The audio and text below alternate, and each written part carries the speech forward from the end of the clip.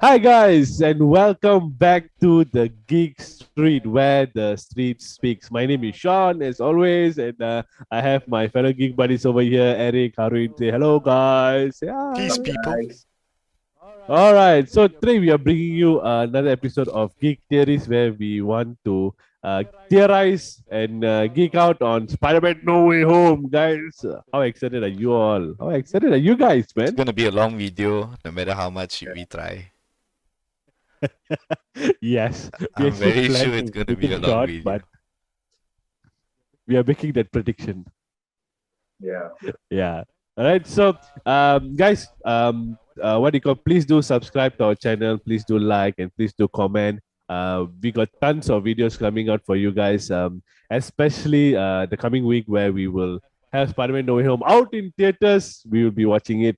I'll be watching it on Wednesday. This guy's First also day watching It's it on just experience. another three Wednesday. We days. all watching it on 3 days Wednesday. of the Ex- point of this recording. Just three Yeah. days. yes, 3 days. That's one. So we are like hands are shaking already. Cannot already. You know, it's like an addiction. Just- You know, we need to go and watch a Just Marvel movie. just 3 more sleeps and then we get Spider-Man No Way Home. Yeah. I mean, I no, think- there's no sleep. Definitely no sleep, man. Yeah, I don't think so. I can sleep. I've been dreaming about Spider-Man since like 2 nights ago Just already. make sure it's the good kind You of know? dreams, not the The dreams about geek theories. You know, Okay. okay, what's going to happen? How it's going to happen? What's going to happen? No, all these things. So yeah, so we're pretty excited, and please don't forget to get your tickets, guys, and go and watch it. And please support our local cinemas. You know, don't download. Don't ever do that. And anyway, you cannot get three clear copies also, so you'll be wasting your time. So just pay a bit of money and go and watch the movie. So to Right, anyone who's been having dreams like Sean, that's why we are here. Am I right, Sean? Yes, correct. Yeah, I'm going to So make if you a- guys are like thinking what is going to happen, you know, how is the movie going to play out? You know, who is the villains? What the hell they doing? Why is Alfred Molina back after like 10 years, 20 years? You know, what is he doing? Right? So we are here to bring you these theories, guys. Yeah. All right. So I think without further ado, let's get into this episode of Geek Theories. Let's go. Let's go.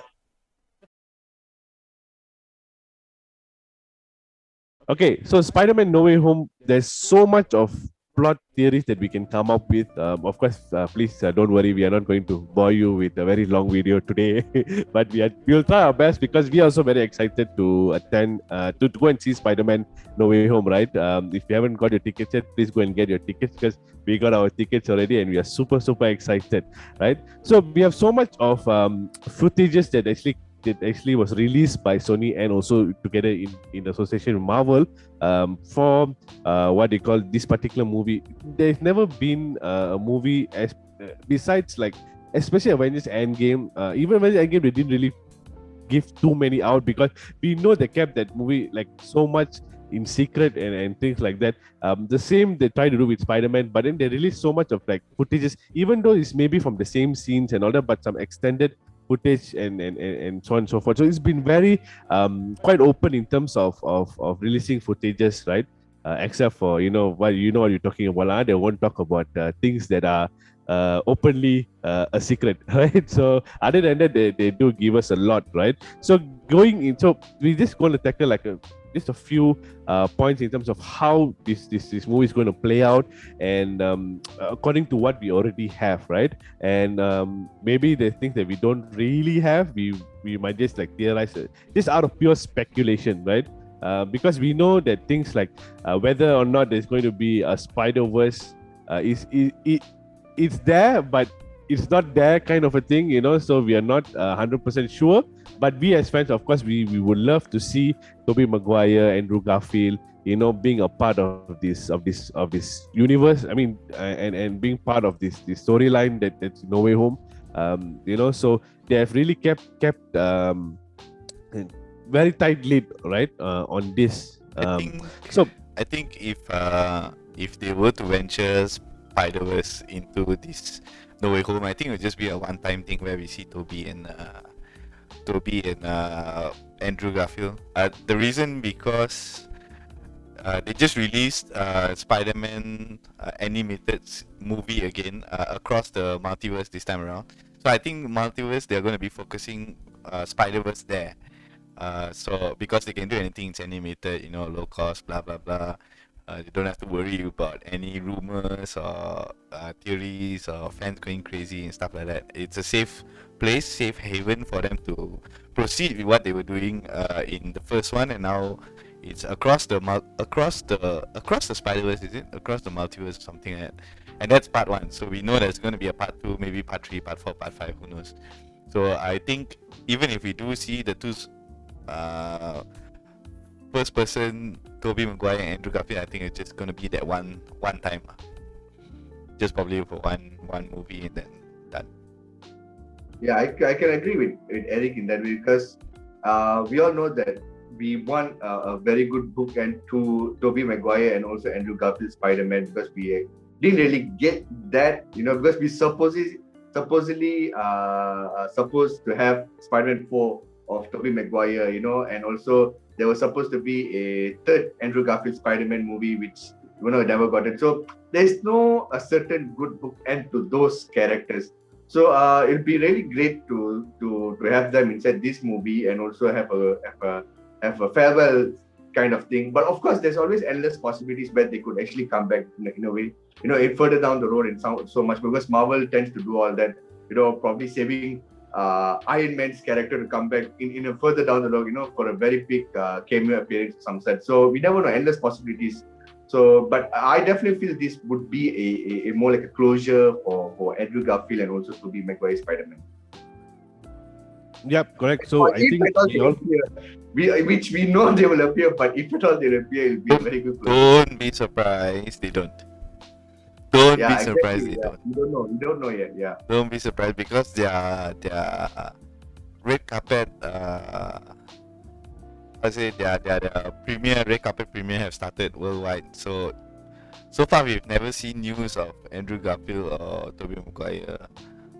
So maybe they're not really in, or maybe they're really well hidden, or asked not to come or stuff like that. Yeah. So just don't be disappointed or expect too much lah.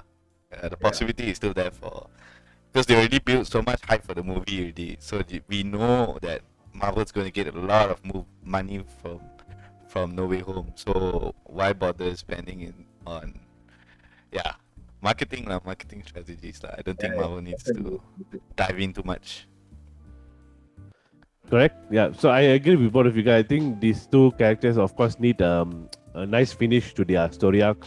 And see what happens. But of course, there's so many things that can also happen within their characters in this movie, like how they're going to play out and what their future is going to look like, their own universe and timeline and things like that. So let's just go in with the first thing that we want to speak about. Okay, see, this thing about Doctor Strange casting that spell, right, to make people forget about Peter Parker and things like that.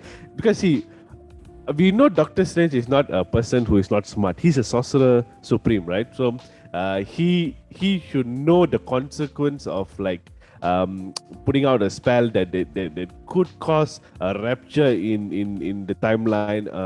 Opening up multiverse possibilities, because even he says to Peter in or to someone, we are just assuming that he's saying to Peter, the line that we get in the trailer is that what he call he says that the multiverse is a concept that we know frighteningly little, right?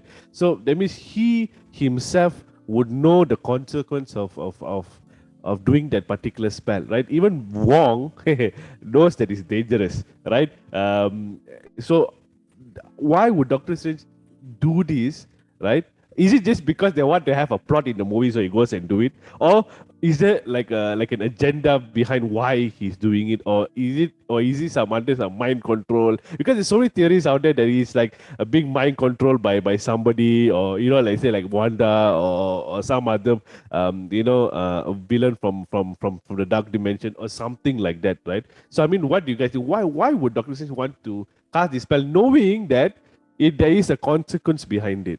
No, I think first and foremost, people forget to realize that Doctor Strange, Stephen Strange, is all about risk. From the first movie, we already know that he spend his whole money as well, his whole savings just to get his hand back. So he took that risk to even go to what's the place called again? But which country was it at again? He actually went there.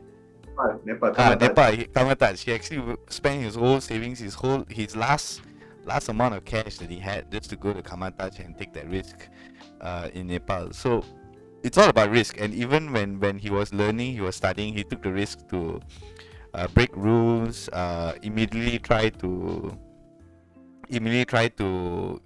use the time stone and stuff like that. He's all about risk. And even in Endgame, we see him saying that he took that risk, and he knew that that's the only way for the team to win.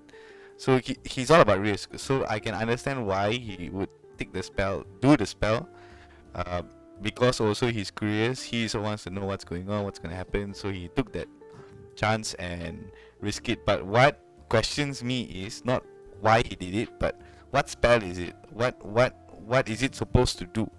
Is it supposed to change reality? Is it supposed to shift them to another universe or another reality, or is it another way of time travel, or what does the spell do? That's one thing we don't know yet. Although Wong warned him, like what Sean said, he could be he could be tempered with, it could may not be him, it could be Mephisto, so we do not know. But then what is the spell? What's the spell supposed to do? That's the main question that we don't know. That's one thing that we don't know, and that's what the movie is supposed to tell us. What is the spell supposed to do? Is it supposed to make people forget? Is it supposed to create another reality, create another universe? We don't know. We don't know what that spell is supposed to do. Only Wong knows, only Doctor Strange knows, and we are yet to know once we watch the movie. I can agree with Eric about Doctor Strange taking risks, because he's more like a Tony Stark character, like challenges and risk, just go for it kind of thing, right? But of course there comes a question, knowing how big of a consequence, why did he still do it? And of course there's a big theory of that he is Mephisto, taking the mantle of Doctor Strange, because as Sean said on our previous videos, we did a geek theories for all of that too as well. So if you want to catch that, you can check that. Sean did mention that it was they borrowing a lot of the elements of the comic book storyline from the One More Day. Correct, right, Sean? Is it One More Day? One More Day in One Moment in Time. Okay. So that one, so that one, Mephisto plays a big role in that, right?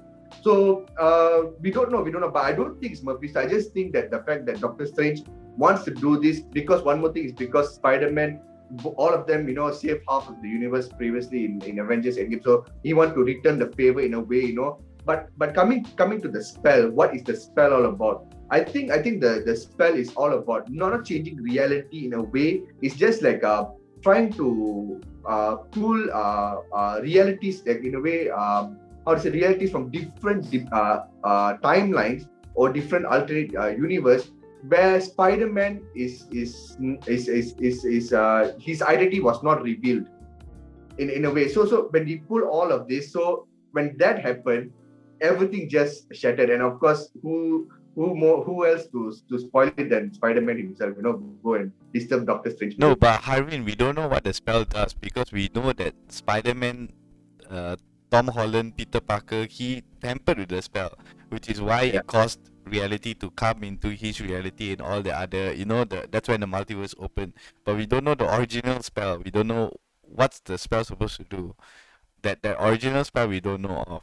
But what we know is when Spider-Man tampered with the spell, when he changed his he didn't want people who he loved to forget. That's when that door opens. That's when it caused the breakout and it caused the multiverse. So the origin of the spell, the original spell, the main purpose it was supposed to do, that we don't know. But we know that Peter tampered with it. Yeah, Peter definitely, he's the one, like I said, his friendly neighborhood Spider-Man, tampering with the whole thing. He's the one screwed up. But if you watch the first trailer, Doctor Strange did mention that he's casting a spell where no one remembers who Spider-Man is. That is when he gets triggered and say, so MJ wouldn't know, Ned wouldn't know, that's why he gets triggered. That's when he tampers with the spell. So that's creating another reality, or that's erasing memories? That's In a my way, question. yeah. That's In a my way, question. but he's not erasing, because he did mention where he's trying to pull like, how to say, like, I would say reality. I would go with reality, not erasing memories. So when you pull reality from different elements, that is when it erases other people's memories also, in a way. So I think it's both ways, I would say, because that's the main reason why he went for it. No, but I think in reality, it's something Doctor Strange wouldn't want to risk it. When it comes to reality, if it's about erasing memories or something so minor, I think he wouldn't mind breaking Wong's word and going for it. But something about reality, I don't think he would tamper with it so lightly lah. So I don't think it has something to do with reality. Maybe another purpose, maybe another function of it. But yeah, Peter Parker is the whole reason why it all went sideways lah. Because it's not his fault, but he kind of like between the spell he changed his intention. He wasn't clear enough, Yeah. I think that's what I think Eric is very on point with that. I think as you make the spell, when you change your mind within, that's when everything just started to shatter. So in between, when he changed his mind, like, he was not clear about it, right? So that's why all this whatever havoc started to happen. It's like, I mean, because Doctor Strange or the Ancient One in Doctor Strange origin movie, right? He actually she actually said that magic and science is one, right? So whatever that you want to do spell or or anything, it also has to do with your body, mind, and soul as well, right? So how that affects this particular spell, I think it also takes into account how Peter feels at that point in time. But just want to theorize that what this spell is all about is that it's like what Harun also said earlier, is like maybe they're trying to morph certain realities together, because we know that you cannot create an actual reality, right? I mean, no amount of spell probably can create an actual reality. It's like what the time stone does is it creates an alternate sort of like reality, but it's not real, right? In a way, right? So how do you then do it? So maybe they're trying to morph from different timelines or different universes together to create that particular part that Peter wants, right? I mean, to know that he's not Spider-Man, right? So how do you do it? Do you take a different reality and then bring it to this reality and very complicated sort of mystic magics lah, right? So I think that's just one way of looking at it. But like what Eric said, that we don't know, it could be so many possibilities out there, right? So but that's what we do here in Geek Theory. So we just theorize and then we leave it up to you guys to just digest this information and then go and watch the movie, right? So there's so many things that why or how the spell happens and why in the first place would Doctor Strange do it, right? Like what Eric says, he's a risk taker. Yes, I agree as well, because we know that the consequence of the Age of Ultron is because of Tony Stark, right? Because he wanted to have whatever that his ideas were, right? And then it turned sour, sort of a thing. So yeah, it could be that as well, where Doctor Strange is that type of person where he wants to take matter into his own hands because he don't trust other people, and things like that. So this is so many ways of looking at it. We don't have to go crazy and say, yeah, Mephisto's behind it, because I don't really think Mephisto will make any appearance now, looking at things. But we could be wrong, then Marvel go like, haha, we got you, sort of a thing. So yeah, it's so many things we can talk about and theorize about why Doctor Strange would want to even do the spell in the first place, knowing that how dangerous it is. But good for us, he did it because then we get a good plot. Right? Okay. So then we have so, like what I mentioned earlier, we have so many trailer footages and things like that, and we see that this mysterious cube looking thing. Okay, I've already checked with Harvin also. I already checked elsewhere. There's no reference of these mysterious cubes in the comics. I may be wrong, but I haven't found any reference. My guess would be like it's a Pokeball, or Ghostbuster trap thingy, where you like click on it and then tarik the thing in. So that would be my guess lah, because I think Doctor Strange knows that we need to stop. They eventually will die, and they will eventually go back to the cube. But Spider-Man doesn't want them to die or something like that, lah. So that would be my theory on what the cube is. Yeah, the cube is very new actually, and of course it has that Sanctum's logo on it. What do you call the something Visanti? I totally forgot. It was already. If you guys watch What If episode, you would know that it's actually a spell from the Visanti or something like that. So it's from the Sanctum's logo. It's the thing which is guarding the whole box, and I think that the whole thing is which is safeguarding the whole reality problem kind of thing, right? So probably it's that, and of course, like Eric mentioned, and the only thing which is holding back on Spider-Man from agreeing to this because he doesn't want all the villains to go back to their universe and die. Because as Doctor Strange mentioned earlier, from where they come from, they all die. So because we all know that Tom Holland is still a kid, right? Probably 16 or 16 or 17 like that, right? In this current MCU timeline. So he's still a school kid. So it bothers him, he still has that morale within him, like, okay, they must not die, but they need to go back or in a way, but in a conclusion, they must something they should live in a way, but not as how Doctor Strange would want. That's the whole chaos after the story builds up from there, I think. Yeah, so the thing that's going out the theory outside there as well is that this particular cube is like what Arvind says, maybe it could be like a pocket reality as well, where this villains that came through from this multiverse thing, that they actually put them inside there sort of to store them in a different reality in the meantime, while we like a Pokemon, you capture them and then you go on to somewhere else, then you release them, something like that. So so that's just a theory that goes around, saying that box will be sort of like plays quite an important role, because we know that Peter sort of like takes it and has some sort of like a small battle with Doctor Strange, and he tries to escape, and Doctor Strange put him into a mirror dimension, and things like that, so that he can take that cube thing away.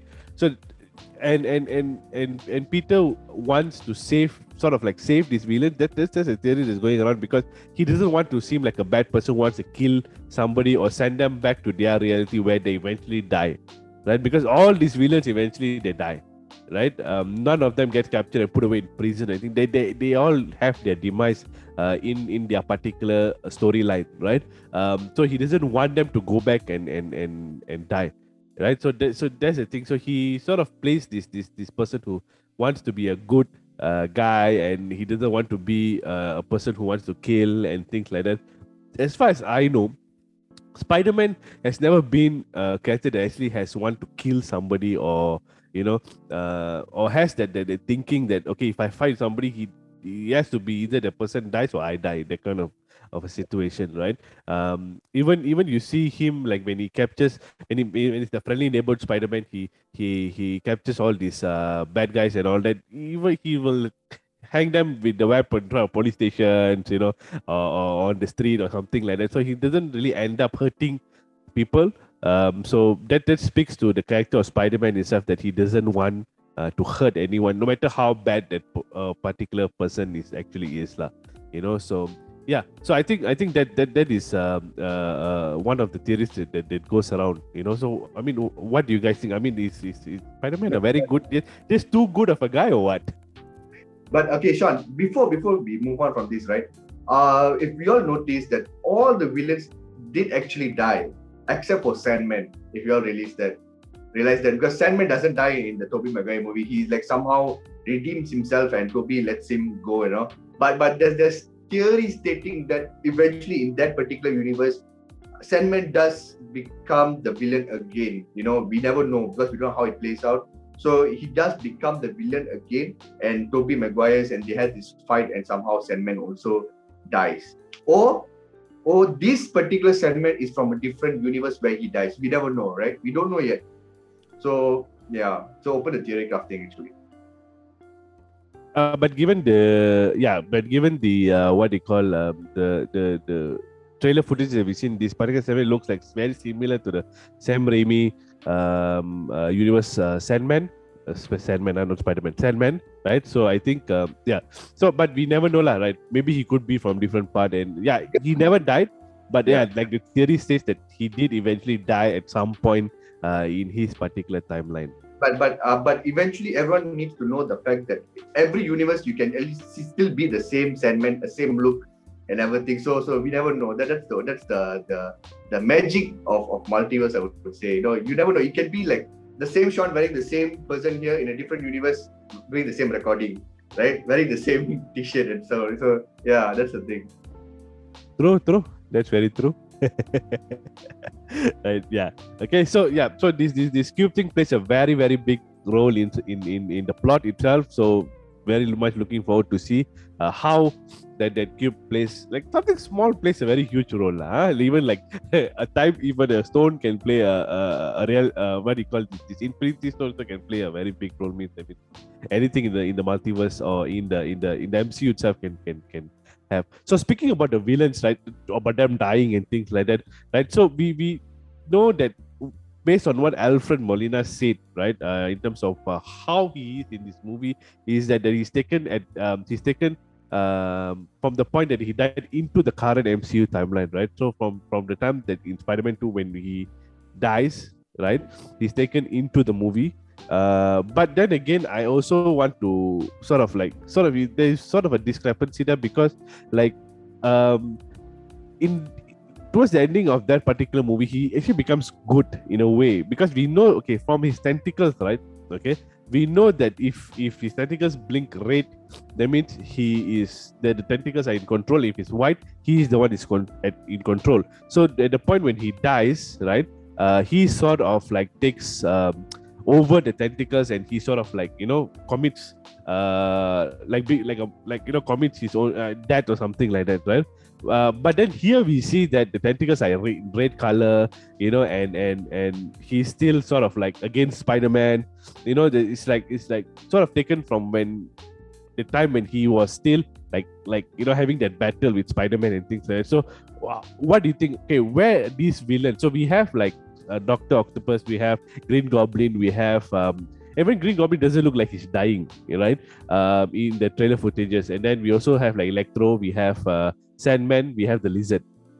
What do you think? How would they come into this particular MCU timeline, and from which part of maybe their story arc? I think before we move on, before we delve into this particular theory, I think as we all know that now Marvel is bringing all these characters back in 2002 from Tobey's universe and back with Andrew Garfield's universe, right? So from there, we all know that they want to bring in these characters, So I think regardless of what continuation was there and everything, they just want to bring it in. But of course, we also have to acknowledge the fact that there will be some technical problems and issues of the storyline sorts, how they pluck these characters from, right? So sometimes we just have to bear with it, but we understand what they can. Of course, like how for Doc Ock, we are saying, like, of course, towards the end when he died in Spider-Man 2, he redeemed himself. He was already the good guy because he was in control with the tentacles. But then after in this movie, why is he now not in control with the tentacles? Now he's still back in the villain, right? But sometimes you see in a storyline, you don't want to bring him back as the good guy. Obviously, the moment when you bring him back, you want him as the villain, right? So that you have to sometimes have to just like bear with this kind of thing. So but then as we know from what we saw towards the trailers and stuff, the theory is stating that of all these villains, Doc Ock will be the one of them to actually help Spider-Man out to defeat all the other villains. So that's early theory. So probably what we can suggest that the moment when Doctor Strange bring Doc Ock into this particular universe, he still has this uncontrolled vibe going on with his tentacles, right? Then slowly he understands his tentacles. He realizes that this is a problem and such, and then he becomes the good guy. So probably that's what happens to him. But in other villain sorts, I think everyone else are still remains villain. Of course, there's a question for Electro. Why is he not that Electro from Amazing Spider-Man? Why is he blue? Early theory suggests that when it comes to this universe, he was kind of blue, or you can say in a way. But of course, we also have a theory suggesting that he somehow channeled his electro powers in a different way after that, because we could see because his powers now in this particular movie, it's the comic book accurate yellow color, but in Andrew Garfield's universe, it's blue color, right? So in Andrew Garfield, we could also see that there is a blend of orange and red going on in his powers. So that means he was not at his full capacity in Andrew Garfield, but in this movie he's at his full capacity, so he can channel the color differently, or he becomes more human, and that is actually one more theory, is because that is how he has his Iron Man's arc reactor. If you all notice in the new trailers or TV spots, you can see this arc reactor, right? It's Iron Man's arc reactor from Iron Man 2, which we all know the Iron Man 2's arc reactor is actually built upon an Infinity Stone element, right, from the Space Stone. So maybe from that is how he channel out his human form, and then that's how he extracts all his powers into a different way, and that's how he power ups. So as we all know, as confirmed characters back from Tobey Maguire's universe and Andrew Garfield, as far as we know, is definitely Electro, Green Goblin, and also Doc Ock. Lizard, I think Lizard, yes, Lizard is also from Andrew Garfield. But Sandman, I'm not sure, but I think it's also confirmed back also from Tobey Maguire's universe. To me, I don't want to think much because I don't think they are directly taking these storylines of the characters from previous movies. I think they're just taking the characters and their personality and their arcs, but not their story. So it's very easy for them. It's much easier for Marvel to just take the characters and just do whatever they want, because then people won't quite have so much questions of continuity and blah blah blah blah yada yada, you know. So it's easy for them to just take, okay, Green Goblin, okay, let's just use him, done. Okay, next Lizard, let's just use him, done. So they don't have to worry about continuity or arc, unless it's mentioned in the movie by the characters, then we will have to take that into consideration lah. But as far from the trailers, we can see that nothing comes from the movies that we have seen, except for the characters. No storyline that came from there. We just know the characters, so that's good enough lah. But there is one person who actually acknowledged that that's not his Spider-Man. Doc Ock said that you're not that Spider-Man that I know. But we know that it's a multiverse thing lah. We just don't know whether maybe Doc Ock didn't come from Samiverse, but he came from Andrew Garfield's version. We just never got a chance to see him yet. That kind of thing. You get what I mean? No, that like I said, it was already confirmed. They already confirmed it that as far as you know, Doc Ock is from Sam Raimi, and also Green Goblin is from Sam Raimi movies. They already confirmed. Also, Electro is from the Amazing Spider-Man movie. No, but it's not mentioned in the movie. Not mentioned in the movie. So it's just like they take characters. They didn't take the story arc yet. It's just characters, and it's not the story arc. Characters and their personality are not the story arc. Unless it's mentioned in the movie, then we know that the story is real, that he really died in Sam Raimi, and then he came back, somehow appeared in another universe or some sort of that. Unless they show in the movie, then we can believe that storyline lah. But as far as we know, they only took the characters and the personality. So yeah, back to you. It'd be very interesting to see how they can, because like we know lah, Marvel, when they do certain movies, yes, there's a lot of plot holes and so many things that are not explained. But I think like what we me and Eric also discussed in Geek Theories in Anything's Possible, the Multiverse, is that when you have a multiverse going on, you can just say, you can add any story behind it and say, okay, this is what happened previously, just deal with it, and now we're moving forward, right? So the possibilities are endless, given that that it has to do with the multiverse. So I think it's really what they call nice in a way that okay, how would they integrate all this? And one thing I agree with Eric, it's fun to do movies with like this, because then you get a lot of hype on it, you get a lot of different way for you to move forward in terms of the plot, but then again also to make sure that there's not too much confusion going on lah, right? They don't want to confuse the audience, so it's a challenge also in a ways for director John Watts on how he's going to tell the story.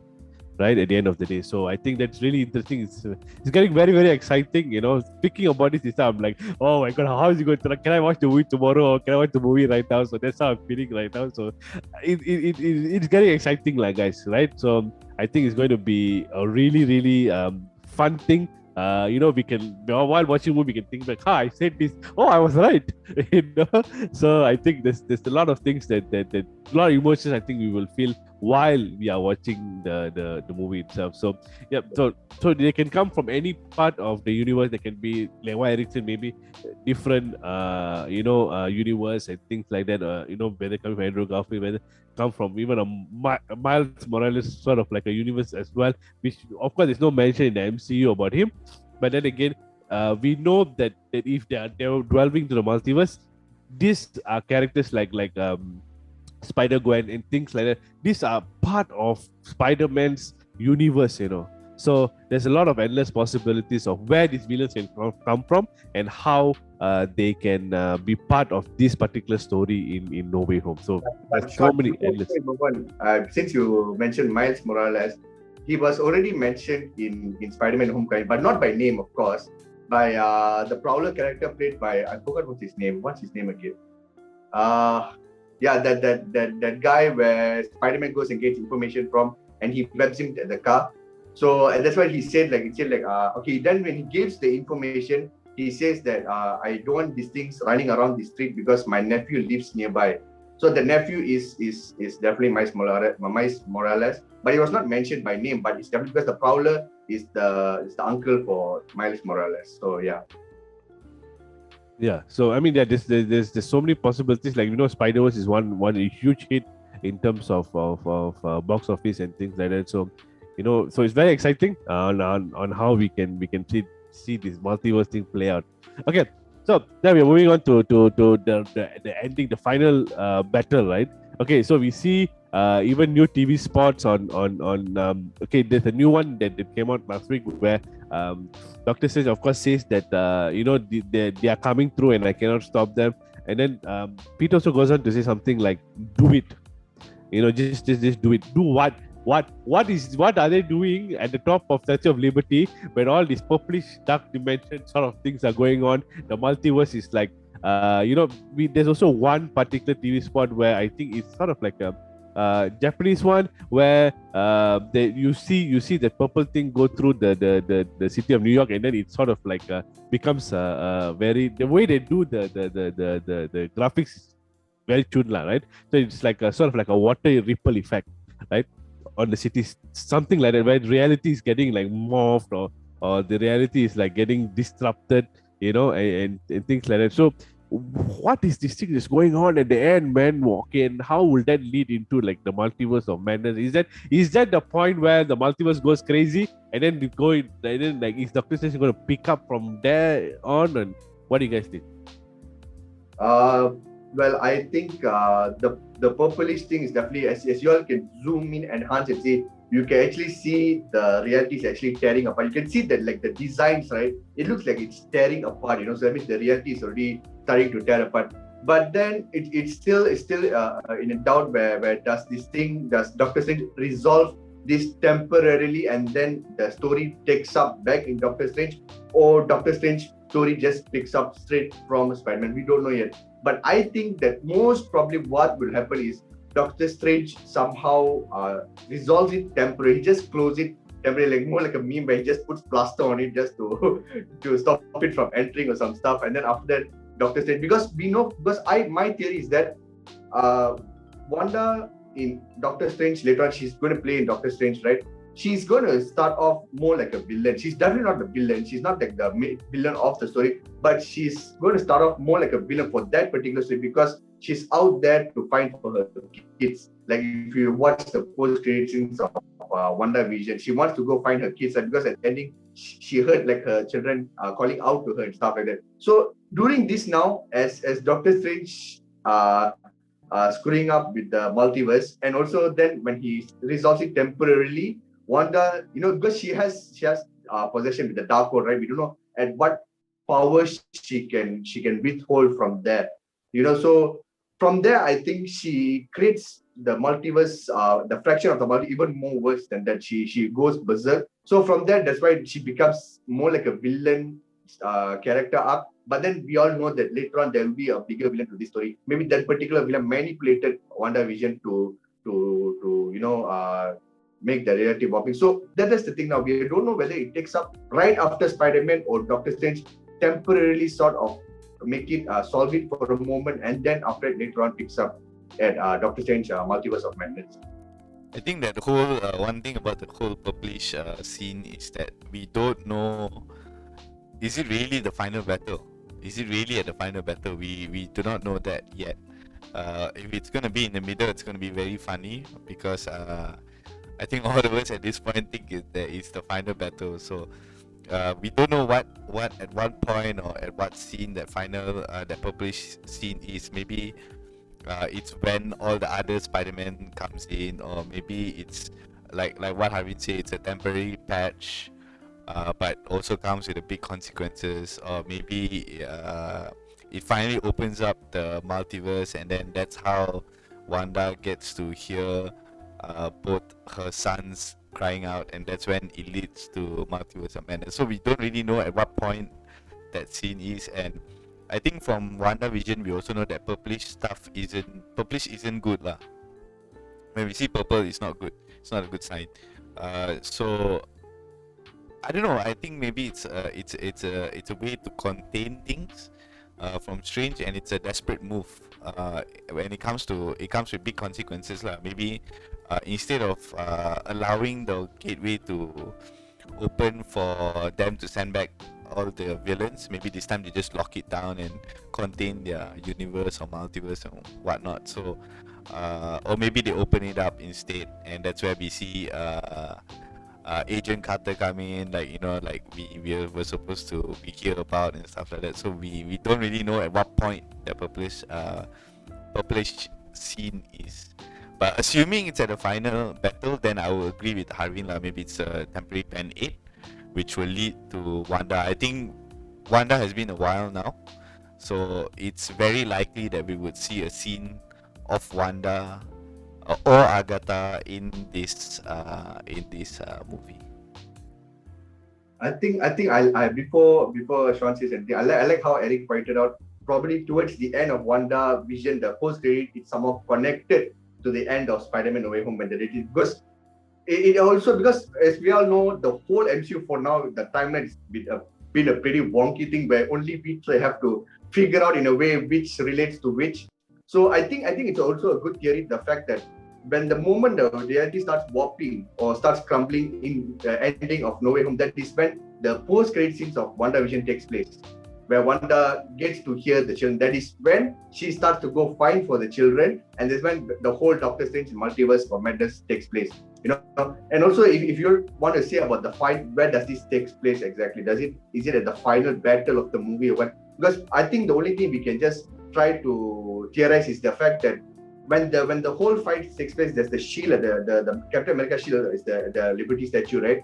But then at the end, when you see the pet start popping, the shield is already crumbled down. It's already down on the ground. So probably after the fight scene or whatsoever. And then of course we have to take note of the point where when the reality starts warping in, the Spider-Man does ask what's happening, and Doctor Strange, they are starting to come through. So it's still, we don't know, is it like the end of the movie, or like it's just the beginning of the Doctor Strange of Multiverse of Madness? It's just still so much more to theorize. Yeah, when they said that they are coming in, we don't know who is coming. Whether it's the other Spider-Mans, whether it is the 5 villains that we see, or whether it is the actual villain from Multiverse of Madness. Things like that. So we don't know who is this day that is coming in. And he cannot stop them. So we're not sure how that is. So I mean, so this, like what you guys said, there's so many things that can happen, many possibilities to it, so guys, I'm just so excited. I just want to I can't wait for the movie. So the more we talk about it, the more we want to know, okay, what's really going to happen at the end. Yeah, it's supposed to be a short video, and it turns out to be a long one. Yeah, correct, because we are all excited to talk about Spider-Man No Way Home. Okay. All right. So okay, before we and we just want to go through. Okay, is there any? Just want to get you guys predictions, and then we can like talk about this when the movie comes out. Like, okay. So what do you think is going to be the? Okay, let's start with how many post credit scenes do you think there will be? Two. So we start with Eric. How many Two. post credit scenes do you think Two. there will be? Okay, Harvin. I think it's a traditional two post credit. Traditional two. Okay, It so has we all to be agree two on lah. two lah. It has to be two. Yeah. Okay. Okay, and then okay, let's. Sean? Sorry, I said two also because, like I said, this Spider-Man movie is getting a huge treatment from Marvel. So if they don't do two, there's something wrong somewhere. So I think they will do two. So the question is, what is the post-credit scene? What do you think is going to be? So we have so many possibilities. Like, okay, it could. One of the thing is, yeah, definitely there will be something to do with Doctor Strange, Multiverse of Madness, a post-credit scene there. Depends on how that final battle scene ends, because then they don't want to repeat something. Let's say there's already a plot, like there's already a way to break through into Multiverse of Madness with that final battle scene. If they do that, then there's no point do a post-credit scene for Doctor Strange Multiverse of Madness, because or unless they do something totally different without Doctor Strange in it, right? So it can be that way. We also know that Venom has a post-credit scene that shows that he's in the MCU. So is there going to be like a Venom post-credit scene? Oh, whatever. So there's so many things. So we start with, okay, go with Harvin first. Like, what do you think the post-credit scenes will be like?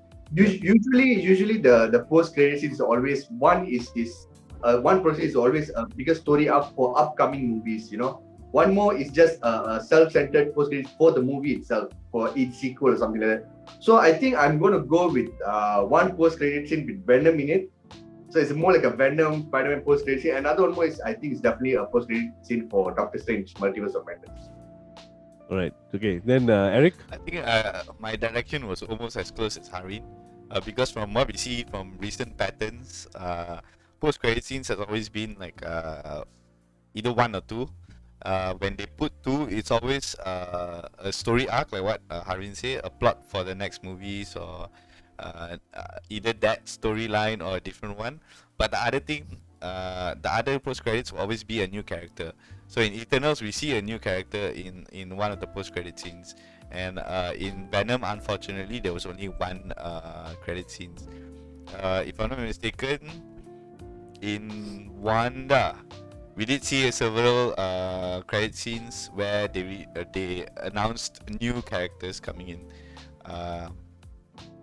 So I think that would be even in What If, we always continuously see new characters. So I think in this post-credit scenes, we'll probably see a storyline either about Doctor Strange or Venom, either one. When it comes to new characters, I think we will either see Daredevil or either Daredevil, Kang, or Mephisto. Okay. It's all the juicy ones. It has to be all the juicy ones, because the next movie right after this is the juicy one. In terms of series, there's nothing much, just a few standalones, nothing much connecting to the big arcs, the big games, the big boys, the big guns. But the next movie of the big gun is Doctor Strange, so they have to drop something big. They have to, and this is the only way to do it. There's some wild predictions, man. Okay, so I also think somewhat along the similar lines, like what you guys say. Like definitely for me, it all depends. Like I said, on how Spider-Man No Way Home ends. Like whether because I have a feeling it won't end like a happy ending sort of a thing. It might spill that particular scenes that we see in Spider-Man No Way will spill over into Multiverse of Madness, because we also know that rumors that maybe Spider-Man could also be involved in Multiverse of Madness. We are not exactly sure. That depends on Sony and Marvel how they work their relationship out. But so we are not exactly sure how. But talking about new characters, I would agree somewhat in a way of maybe they can even come up with a Daredevil sort of post-credit scene, or a Venom one. But how would they do it? Because if let's say the multiverse is in chaos, how would they give a post-credit scene for like for Spider-Man when he hasn't even gotten this problem sorted out yet in terms of Doctor Strange creating the issue, right? So there's so many things how they play out, but yeah, like I mentioned, maybe yeah, Daredevil could be a very big. As we know that Matt Murdock, Charlie Cox, Matt Murdock is actually very heavily rumored. There is a set photo leaked. We don't know whether it will end up in the final cut or not. So there's so many possibilities on what the post credit scene will be. I think all the fans would want to hear this. Kevin Feige himself has already confirmed that Daredevil will be coming in the MCU. Charlie Cox himself. So we just don't know when. Hopefully it's this. And also we'll be getting the Echo character soon, spin-off, and also rumored Kingpin coming for out. all soon, we know, so- for all we know, Kingpin comes out in the post-credit. Because it's like perfect timing, between finale of Hawkeye and No Way Home. So, I'm sure they planned this all well. There's no way they would just like joke around with the dates and everything. I'm sure because we've been getting postponements on movies, Marvel movies this whole year, except for Spider-Man. Spider-Man has not been postponed, and Hawkeye definitely went smooth too. So why these two? Yeah, and we all know that Kingpin is heavily involved in Spider-Man, from the comics, from the games, from the movies. I don't know, the timing seems perfect for them to just ignore it. It's like a perfect timing to just include Kingpin. Yeah, because we have never seen any. I mean, of course, we just started getting Disney Plus series like this recently, but we haven't had this overlap of series and movies before or something like that. Even when they were doing like the spin-off series, there was never any overlaps or much overlaps or any connection. So I think it'd be good to tease for Hawkeye's last episode with Spider-Man post-credit scene. It could be fun to do that as well, That'd be right? So insane. I absolutely. I think it's a good thing. I didn't think about it. Oh, well done, Eric. Well done. Right. So okay. So I think that's about it for Geek Theories. For this particular episode of Geek Theories, if you can't tell, we are already very excited. We already want to. So please go and get your tickets for Spider-Man No Way Home. It's already out since last week, Wednesday. It's already out. And, if you can't get a seat, don't worry. Just try to book any date and go and watch. And then we will also be bringing you Spider-Man No Way Home breakdown video, Easter egg. It could be a very long video. We never know. So there's so many things that we will delve into. And if you guys have any of your own theories, please do also comment down below and let us know what is your theories and what is your take on Spider-Man No Way Home and how excited that you guys are, right? Okay, so besides that, there's nothing else we want to talk about. I know it's been a very, very long video, so many things to talk about, and we will see you at our next video. So guys, this is the Geek Street, and the street has spoken. Ciao guys. Adios.